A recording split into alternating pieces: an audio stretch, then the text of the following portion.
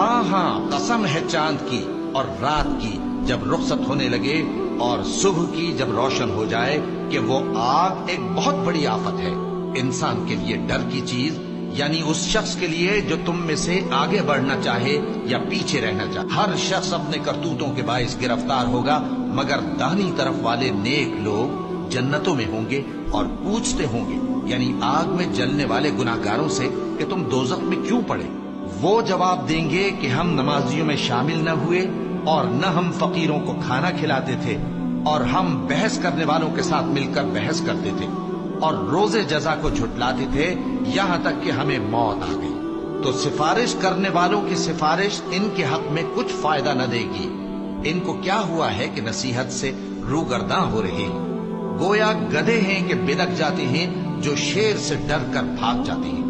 اصل یہ ہے کہ ان میں سے ہر شخص یہ چاہتا ہے